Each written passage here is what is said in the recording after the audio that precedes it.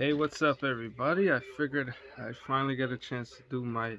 much anticipated review of Scream 6, which, of course, comes a year after the events of Scream 5, which, of course, got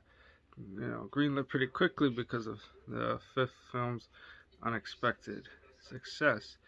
So, in the events of Scream 6, the Woodsboro survivors of sisters, Sam and Tara Carpenter, and twins, Chad and Mindy Meeks, the children of Martha Meeks and the nephew of Randy Meeks, end up relocating to New York after the events of the Woodsboro Legacy Recall, uh, you know, killings, and as a way of getting a fresh start. But of course, their happiness is kind of like short-lived when another Ghostface killing spree starts in New York, but this time around it's a little bit different, where it's like not connected, to like say Sidney Prescott, who of course, this is the first installment without Nev Campbell, you know, not appearing as Sidney Prescott due to like apparently a pay dispute, and I guess Nev Campbell walked because she feel like the offer they presented her wasn't worth her value, considering, she was like, the final girl for like nearly 26 years. So I mean, hopefully, she'll maybe come back for the seventh movie if Sydney, is, given a more integral role, and not like that extended cameo role like she had, in the fifth film. But and I know a lot of people are saying like, how many times could Sidney Prescott keep surviving, you know,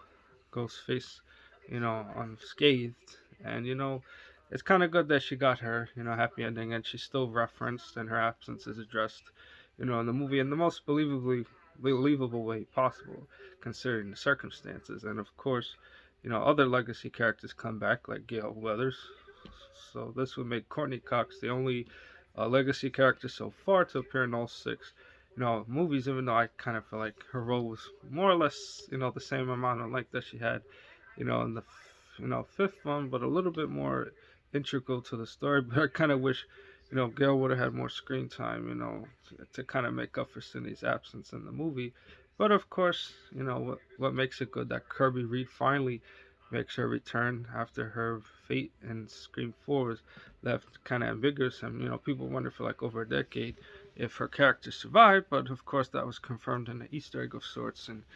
Scream 5, which confirmed her survival. And her character Kirby is now an FBI agent who goes after like you know Ghostface, other people that are become trying to become like the next Ghostface. And the events in this one, it kind of goes, like it looks like the theme of it seems to be like true crime, like cults, other people who worship, the killing sprees of Richie and Amber, try to like kind of finish where they left off, in a sense. So in terms of what I can say about Scream 6, I mean, to an extent, it's an improvement of sorts, from the fifth, movie, since there's more time to develop the core four, which Sam, Tara, Mindy, and Chad, and of course Melissa Barrera is more, acting is much better as Sam in this film compared to the fifth one. But I would say the real highlight of, in terms of like the younger generation, is Jenny Ortega, as Tara, who, quite honestly should have been, the main character, you know, in the fifth one, but thankfully she's given more to do, in this one, after being, sidelined for much of the fifth one because of, the attack that happened to her in the opening of Scream uh, 5. And, what's also good about Scream 6 is kind of like it seems to be the one which finally references all the, Ghostface killers from the previous, films, and kind of like, you know, they almost gain like a cult like status. And one of the aspects of the movie is this thing called the Shrine, which shows like all the Ghostface costumes from the previous films, including like you know props and stuff from other previous films too, which I thought was a pretty good homage. So overall, I would say, I mean, like I said, well, it's is it definitely more better than the fifth movie, even though I'll say the fourth one was better, but hopefully the seventh one will try to do something a little bit different, and hopefully, give the legacy characters, some more, screen times, and, not just feel like they shoot in, for the sake of it, which I feel is one of the bigger issues of 5. Whereas, like the fourth one, the legacy characters were given more screen time than the newer characters, but then the fifth one kind of reversed it, in which the newer characters were given the spotlight over their legacy characters. But hopefully, the seventh one could try to find a little bit more of a balance between the two, if that's possible.